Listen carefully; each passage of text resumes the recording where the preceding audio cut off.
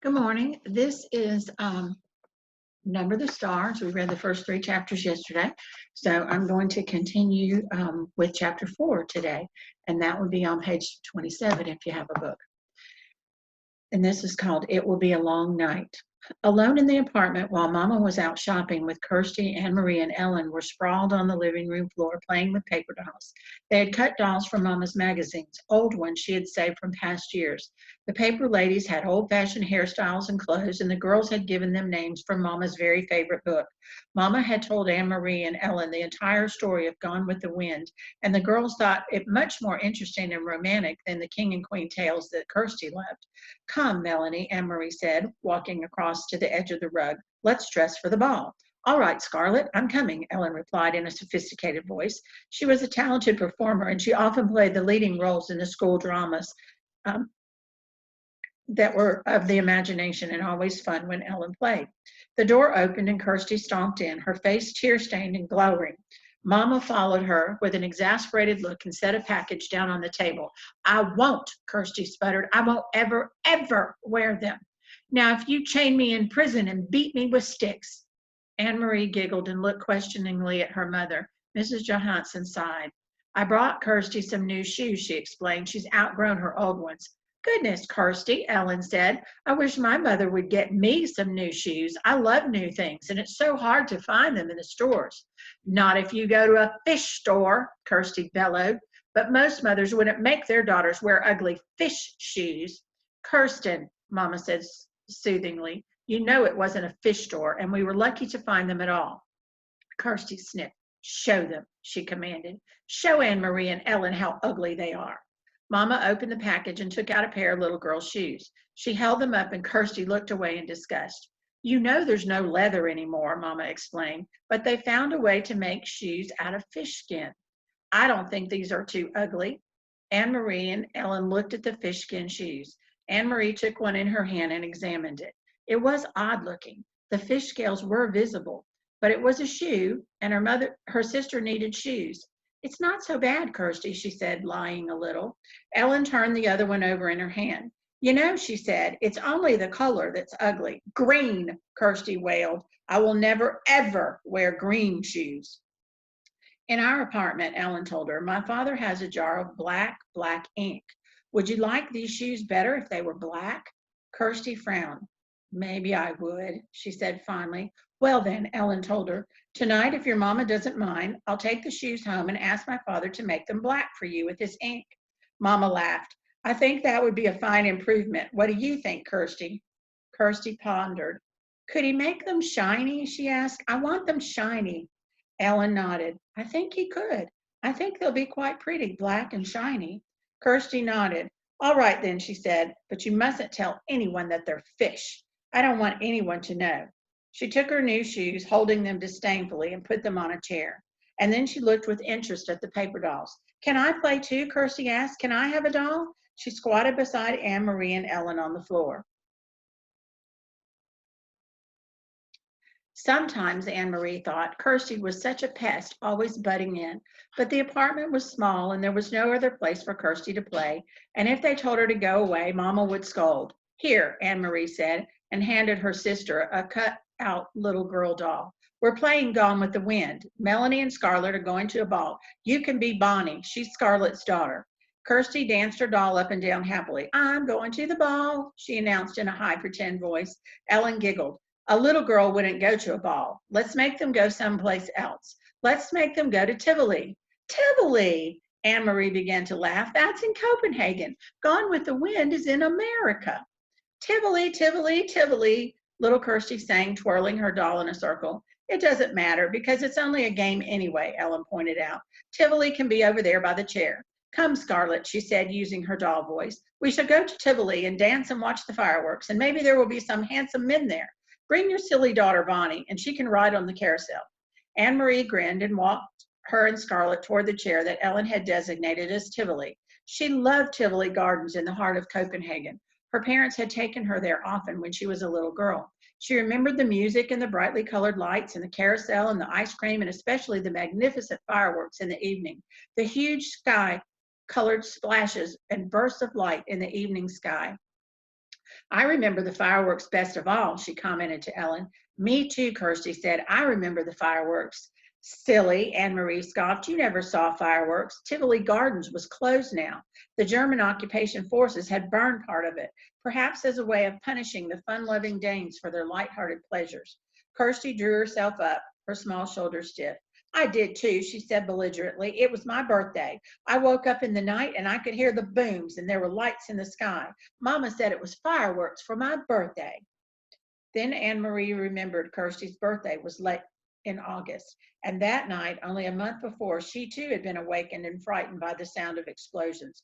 Kirsty was right. The sky in the southeast had been ablaze, and Mama had comforted her by calling it a birthday celebration.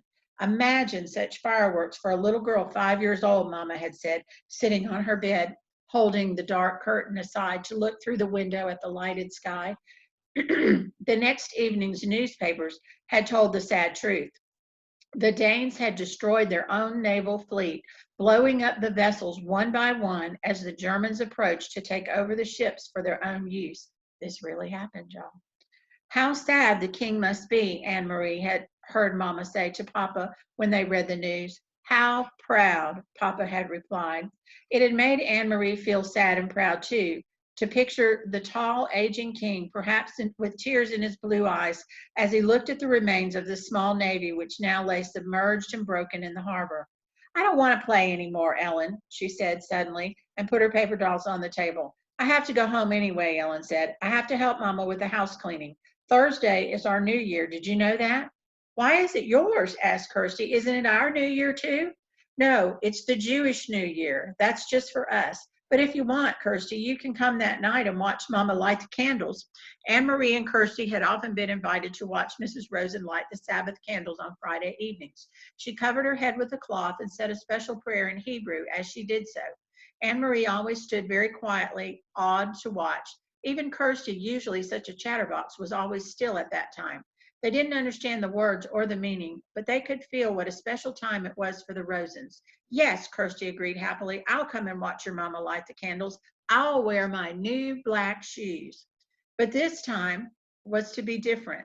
Leaving for school on Thursday with her sister, Anne Marie saw the Rosens walk into the synagogue early in the morning, dressed in their best clothes. She waved to Ellen, who waved happily back. Lucky Ellen, Anne Marie said to Kirsty. She doesn't have to go to school today. But she probably has to sit very, very still like we do in church, Kirsty pointed out. That's no fun. That afternoon, Mrs. Rosen knocked on their door but didn't come inside. Instead, she spoke for a long time in a hurried, tense voice to Anne Marie's mother in the hall.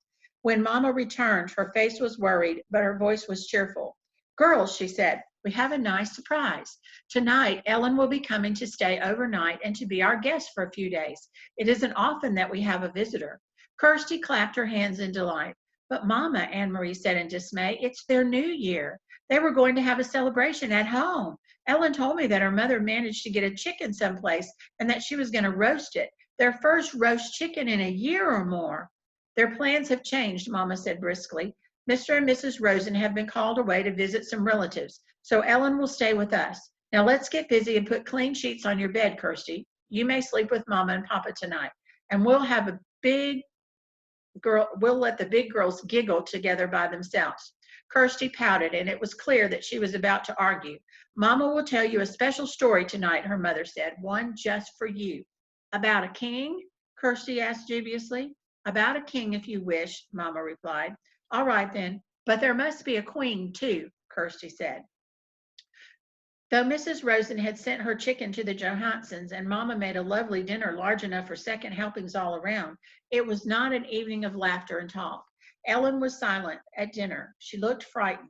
Mama and Papa tried to speak of cheerful things, but it was clear they were worried, and it made Anne Marie worry too.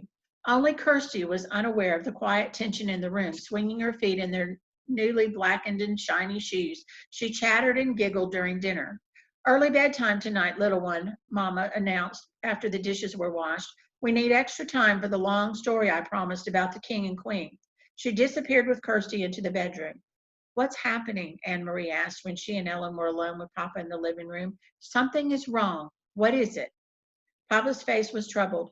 I wish I could protect you children from this knowledge, he said quietly. Ellen, you already know. Now we must tell Anne Marie. He turned to her and stroked her hair with his gentle hand. This morning at the synagogue, the rabbi told his congregation that the Nazis have taken the synagogue list of all the Jews, where they live, what their names are. Of course, the Rosens were on that list along with many others. Why? Why did they want those names? They plan to arrest all the Danish Jews. They plan to take them away, and we have been told that they may come tonight. I don't understand. Take them where? Her father shook his head. We don't know where, and we don't really know why. They call it relocation. We don't even know what it means. We only know that it's wrong and it's dangerous, and we must help. Anne Marie was stunned. She looked at Ellen and saw that her best friend was crying silently. Where are Ellen's parents? We must help them, too. We couldn't take in all three of them. If the Germans came to search our apartments, it would be clear that the Rosens were here. One person we can hide, not three. So Peter has helped Ellen's parents to go elsewhere. We don't know where. Ellen doesn't know either, but they are safe. Ellen sobbed aloud and put her face in her hands, and Papa put his arm around her. They are safe, Ellen. I promise you that. You will see them again quite soon. Can you try hard to believe my promise? Ellen hesitated, nodded, and wiped her eyes with her hand. But Papa, Anne Marie said, looking around the small apartment with its few pieces of furniture, the fat stuffed sofa, the table and chairs, the small bookcase against the wall. You said that we would hide her. How can we do that? Where can she hide? Papa smiled. That part is easy.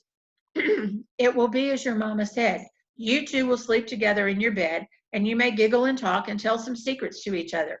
And if anyone comes, Ellen interrupted him. Who might come? Will it be soldiers, like the ones on the corners? Anne Marie remembered how terrified Ellen had looked that day when the soldier had questioned them on the corner.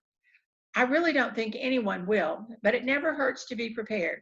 If anyone should come, even soldiers, you two will be sisters. You are together so much, it will be easy for you to pretend that you are sisters. He rose and walked to the window, and he pulled the lace curtain aside and looked down to the street. Outside, it was beginning to grow dark, and soon they would have to draw the black curtains that all Danes had on their windows. The entire city had to be completely darkened at night. In a nearby tree, a bird was singing. Otherwise, it was quiet. It was the last night of September. Go now and get into your nightgowns. It will be a long night. Anne Marie and Ellen got to their feet, and Papa suddenly crossed the room and put his arms around them both. Then he kissed the top of each head. Anne Marie's blonde one, which reached to his shoulder, and Ellen's dark hair, the thick curls braided as always into pigtails. Don't be frightened, he said to them softly. Once I had 3 daughters. Tonight, I am proud to have 3 daughters again. This is chapter 5, page 39, and it's titled, Who is the Dark-Haired One? Do you think really anyone will come? Ellen asked nervously, turning to Anne Marie in the bedroom. Your father doesn't think so. Of course not. They're always threatening stuff. They just like to scare people. Anne Marie took her nightgown off the hook in the closet. Anyway, if they did, it would give me a chance to practice acting. I'd just pretend to be Lisa. I wish I were taller, though. Ellen stood on tiptoe, trying to make herself tall. She laughed at herself, and her voice was more relaxed. You're great as the Dark Queen in the school play last year, Anne Marie told her. You should be an actress when you grow up. My father wants me to be a teacher. He wants everyone to be a teacher like him. But maybe I could convince him that I could go to acting school. Ellen stood on tiptoe again and made an imperious gesture with her arm. I am the Dark Queen, she intoned dramatically. I have come to command the night. You should try saying, I am Lisa Johansson, Anne Marie said, grinning. If you told the Nazis that you were the Dark Queen, they'd haul you off to a mental institution. Ellen dropped her actress pose and sat down with her legs curled under her on the bed. They won't really come here, do you think? She asked again. Anne Marie shook her head. Not in a million years. She picked up her hairbrush. The girls found themselves whispering as they got ready for bed. There was no need really to whisper. They were, after all, supposed to be normal sisters, and Papa said they could giggle and talk. The bedroom door was closed. But the night did seem somehow different from a normal night, and so they whispered. How did your sister die, Anne Marie? Ellen asked suddenly. I remember when it happened, and I remember the funeral. It was the only time I've ever been to a Lutheran church, but I never knew just what happened. I don't know exactly, Anne Marie confessed. She and Peter were out somewhere together, and then there was a telephone call that there'd been an accident. Mama and Papa rushed to the hospital. Remember, your mother came and stayed with me and Kirsty. Kirsty was already asleep, and she slept right through everything. She was so little then. But I stayed up, and I was with your mother in the living room when my parents came home in the middle of the night, and they told me Lisa had died. I remember it was raining, Ellen said softly. It was still raining the next morning when Mama told me. Mama was crying, and the rain made it seem as if the whole world were crying. Anne Marie finished brushing her long hair and handed the hairbrush to her best friend. Ellen undid her braids, lifted her dark hair away from the thin gold chain she wore around her neck, the chain that held the Star of David, and began to brush her thick curls. I think it was partly because of the rain, she said. She was hit by a car. I suppose the streets were slippery and it was getting dark, and maybe the driver just couldn't see, Anne Marie went on, remembering. Papa looked so angry. He made one hand into a fist and he kept pounding it into the other hand. I remember the noise of it. Slam, slam, slam. Together they got into the wide bed and pulled up the covers. Anne Marie blew out the candle and drew the large curtains aside so that the open window near the bed let in some air. See that blue trunk in the corner, she said, pointing through the darkness. Lots of Lisa's things are in there, even her wedding dress. Mama and Papa have never looked at those things, not since the day they packed them away. Ellen sighed. She would have looked so beautiful in her wedding dress. She had such a pretty smile. I used to pretend that she was my sister, too. She would have liked that, Anne Marie told her. She loved you. That's the worst thing in the world, Ellen whispered, to be dead so young. I wouldn't want the Germans to take my family away, to make us live someplace else. But still, it wouldn't be as bad as being dead. Anne Marie leaned over and hugged her. They won't take you away, she said. Not your parents either. Papa promised that they were safe, and he always keeps his promises, and you are quite safe here with us. For a while they continued to murmur in the dark, but the murmurs were interrupted by yawns. Then Ellen's voice stopped, and she turned over, and in a minute her breathing was quiet and slow.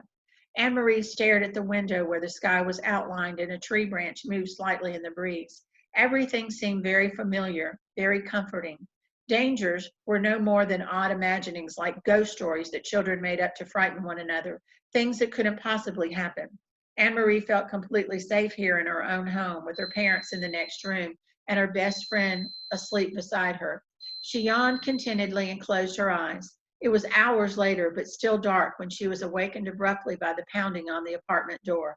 Anne Marie eased the bedroom door open quietly, only a crack, and peeked out. Behind her, Ellen was sitting up, her eyes wide. She could see Mama and Papa in their nightclothes moving about. Mama held a lighted candle, but as Anne Marie watched, she went to a lamp and switched it on. It was so long a time since they had dared to use the strictly rationed electricity after dark that the light in the room seemed startling to Anne Marie. Watching through the slightly opened bedroom door, she saw her mother look automatically to the blackout curtains, making certain that they were tightly drawn. Papa opened the front door to the soldiers. This is the Johansson's apartment? A deep voice asked the question loudly in terribly accented Danish. Our name is on the door, and I see you have a flashlight, Papa answered. What do you want? Is something wrong? I understand you are a friend of your neighbors, the Rosens, Mrs. Johansson, the soldier said angrily. Sophie Rosen is my friend, that is true, Mama said quietly. Please, could you speak more softly? My children are asleep. Then you will be so kind as to tell me where the Rosens are. He made no effort to lower his voice. I assume they are at home sleeping. It is 4 a.m. after all, Mama said. Anne Marie heard the soldier stalk across the living room toward the kitchen. From her hiding place in the narrow sliver of open doorway, she could see the heavy uniformed man, the holstered pistol at his waist, in the entrance to the kitchen, peering toward the sink. Another German voice said, The Rosens' apartment is empty. We are wondering if they might be visiting their good friends, the Johanssons. Well, said Papa, moving slightly so that he was standing in front of Anne Marie's bedroom door, and she could see nothing except the dark blur of his back. As you see, you are mistaken. There is no one here but my family. You will not object if we look around? The voice was harsh, and it was not a question. It seems we have no choice, Papa replied. Please don't wake my children, Mama requested again. There's no need to frighten little ones. The heavy booted feet moved across the floor again into the other bedroom. A closet door opened and closed with a bang. Anne-Marie eased her bedroom door closed silently. She stumbled through the darkness to the bed. Ellen, she whispered urgently, take your necklace off.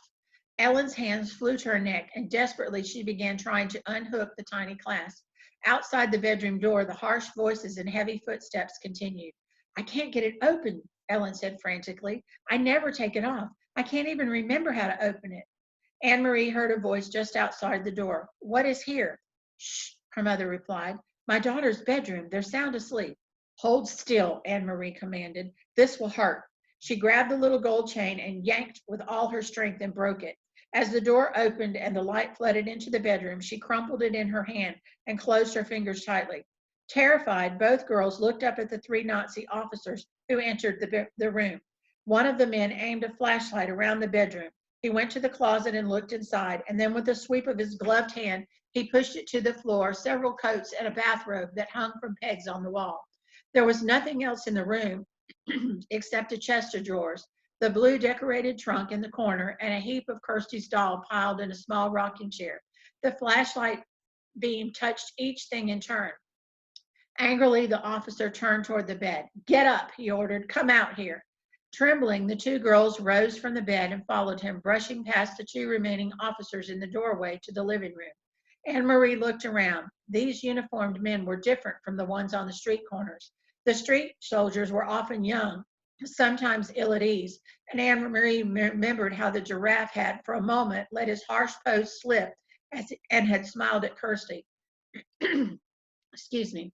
But these men were older, and their faces were set with anger. Her parents were standing beside each other, their faces tense, but Kirsty was nowhere in sight. Thank goodness that Kirsty slept through almost everything. If they had wakened her, she would be wailing, or worse, she would be angry and her fist would fly. Your names? The officer barked. Anne-Marie Johansson, and this is my sister. Quiet. Let her speak for herself. Your name? He was glaring at Ellen. Ellen swallowed. Lisa, she said, and cleared her throat. Lisa Johansson. The officer stared at them grimly. Now, Mama said in a strong voice, you have seen that we are not hiding anything. May my children go back to bed? The officer ignored her, and suddenly he grabbed a handful of Ellen's hair, and Ellen winced. He laughed scornfully. You have a blonde child sleeping in the other room, and you have this blonde daughter. He gestured toward Anne-Marie with his head. Where did you get the dark-haired one? He twisted the lock of Ellen's hair from a different father, from the milkman. Papa stepped forward. Don't speak to my wife in such a way, and let go of my daughter, or I will report you for such treatment. Or maybe you got her someplace else, the officer continued with a sneer. From the Rosens? For a moment, no one spoke. Then Anne-Marie, watching in panic, saw her father move swiftly to the small bookcase and take out a book. She saw that he was holding the family photograph album, and very quickly he searched through its pages, found what he was looking for, and tore out 3 pictures from 3 separate pages. He handed them to the German officers who released Ellen's hair. You will see each of my daughters, each with her name written on the photographs, Papa said. Anne-Marie knew instantly which photographs he had chosen. The album had many snapshots, all the poorly focused pictures of school events and birthday parties, but it also contained a portrait taken by a photographer of each girl as a tiny infant. Mama had written in her delicate handwriting the name of each baby daughter across the bottoms of the photographs. She realized, too, with an icy feeling, why Papa had torn them from the book. At the bottom of each page, below the photograph itself, was written the date, and the real Lisa Johansson had been born 21 years earlier. Kirsten Elizabeth, the officer read, looking at Kirsty's baby picture. He let the photograph fall to the floor. Anne-Marie, he read next, glanced at her and dropped the second photograph. Lisa Marguerite, he said finally, and stared at Ellen for a long, unwavering moment. In her mind, Anne-Marie pictured the photograph that he held. The baby, wide-eyed, propped against a pillow, her tiny hand holding a silver teething ring, her bare feet visible from below the hem of an embroidered dress, and the wispy curls, dark. The officer tore the photograph in half and dropped the pieces on the floor, and then he turned the heels of his shiny boots grinding into the pictures and left the apartment. Without a word, the other 2 officers followed. Papa stepped forward and closed the door behind him. Anne-Marie relaxed the clenched fingers of her right hand that still clutched Ellen's necklace. She looked down and saw that she had imprinted the Star of David on her palm. This is chapter 6, and this one is the weather good for fishing? This is page 50. We must think what to do, Papa said. They are suspicious now. To be honest, I thought if they came here at all, and I hoped they wouldn't, that they would just glance around and see that we had no place to hide anyone and would go away. I'm sorry I have dark hair, Ellen murmured. It made them suspicious. Mama reached over quickly and took Ellen's hand. You have beautiful hair, Ellen, just like your mama, she said. Don't ever be sorry for that. Weren't we lucky that Papa thought so quickly and found the pictures? And weren't we lucky? Excuse me. Excuse me just a minute.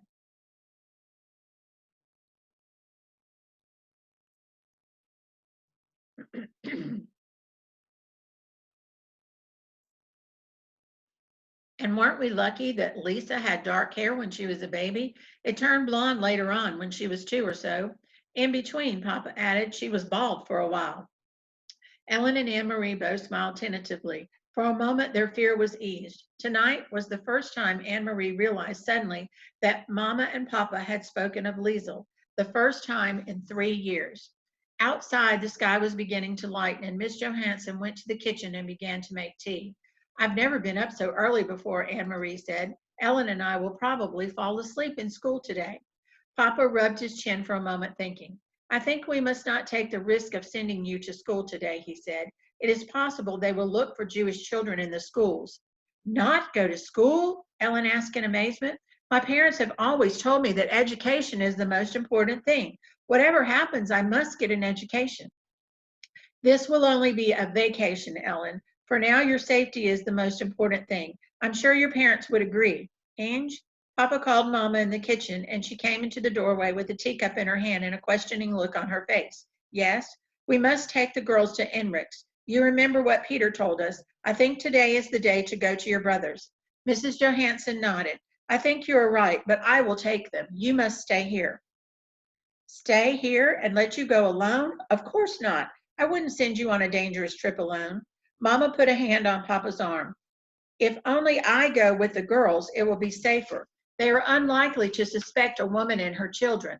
But if they are watching us, if they see all of us leave, if they are aware that our apartment is empty, that you don't go to your office this morning, then they will know. Then it will be dangerous. I'm not afraid to go alone. It was very seldom that Mama disagreed with Papa. Anne Marie watched his face and knew that he was struggling with the decision, and finally he nodded reluctantly. I will pack some things, Mama said. What time is it? Papa looked at his watch. Almost 5, he said. Enric will still be there. He leaves around 5. Why don't you call him? Papa went to the telephone and Ellen looked puzzled. Who is Enric and where does he go at 5 in the morning, she asked. Anne Marie laughed. He's my uncle, my mother's brother, and he's a fisherman. They leave very early, all the fishermen, each morning. Their boats go out at sunrise. Oh, Ellen, she went on. You will love it there. It's where my grandparents lived, where Mama and Uncle Enric grew up. It is so beautiful, right on the water. You can stand at the edge of the meadow and look across to Sweden. She listened while Papa spoke on the telephone to Uncle Enric, telling him that Mama and the children were coming for a visit. Ellen had gone into the bathroom and closed the door. Mama was still in the kitchen, so only Anne Marie was listening. It was a very puzzling conversation. So, Enric, is the weather good for fishing? Papa asked cheerfully and listened briefly. And then he continued, I'm sending Inge to you today with the children. She will be bringing a carton of cigarettes. Yes, just one, he said. After a moment, Anne Marie couldn't hear Uncle Enric's words, but there are lots of cigarettes available in Copenhagen now, if you know where to look, he went on. And so there will be others coming to you as well, I'm sure. But it wasn't true. Anne Marie was quite certain it wasn't true. Cigarettes were the thing that Papa missed, the way Mama missed coffee. He complained often. He had complained only yesterday that there are no cigarettes in the stores. The men in his office had said, making a face, smoked almost anything, sometimes dried weeds rolled in paper, and the smell was terrible. Why was Papa speaking that way, almost as if he were speaking in code? What was Mama really taking to Uncle Enric? And then she knew. It was Ellen. The main train north of the Danish coast was very beautiful. the train ride was very beautiful. Again and again, they could see the sea from the windows.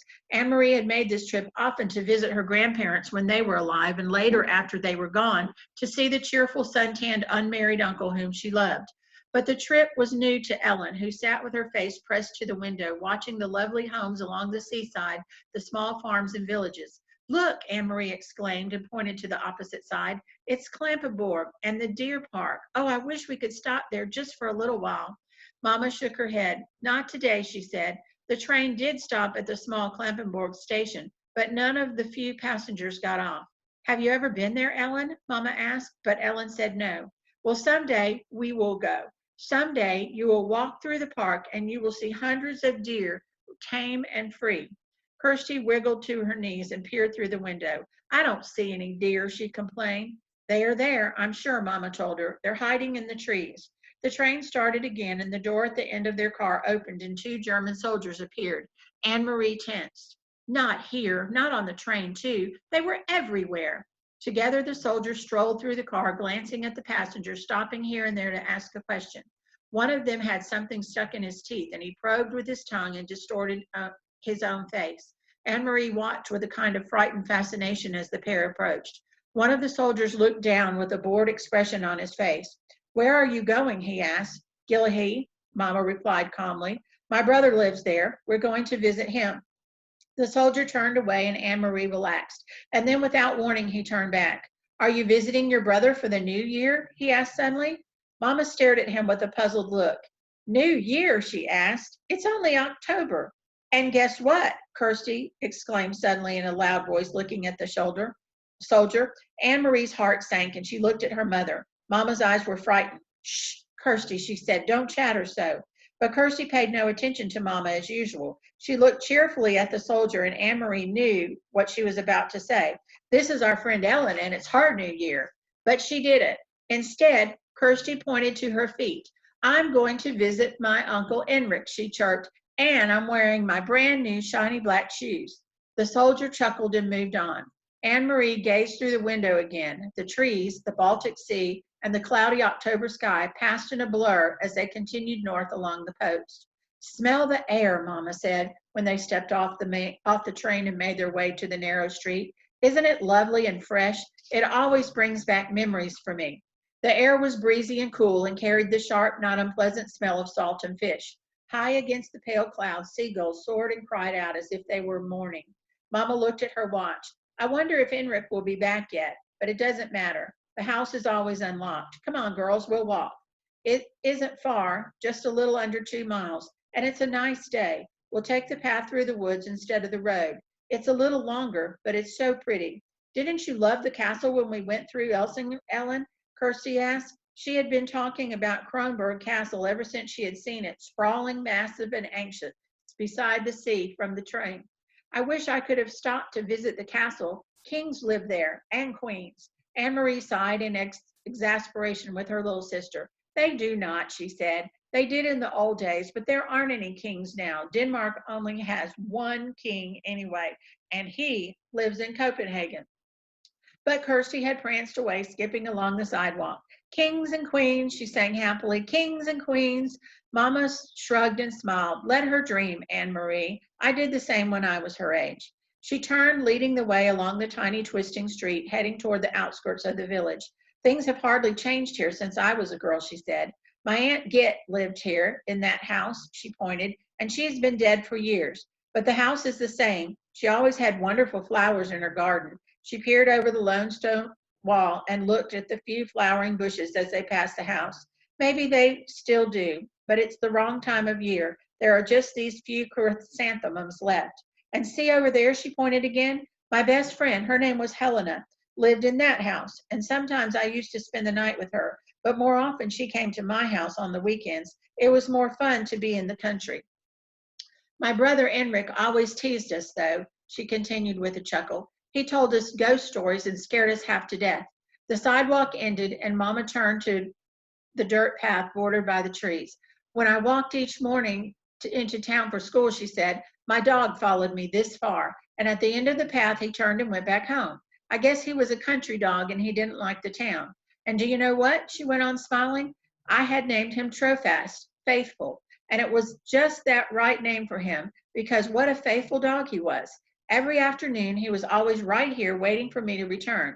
He knew the right time somehow. And sometimes as I come around this bend, even today, I feel as if I might come upon Trophas still waiting with his tail wagging. But the path was empty today. No people, no faithful dogs. Mama shifted the bag she was carrying from one hand to the other, and they walked on through the woods until the path opened to a meadow dotted with cows. Here the path skirted the edge of the field along a fence, and beyond it they could see the gray sea ruffled by the wind.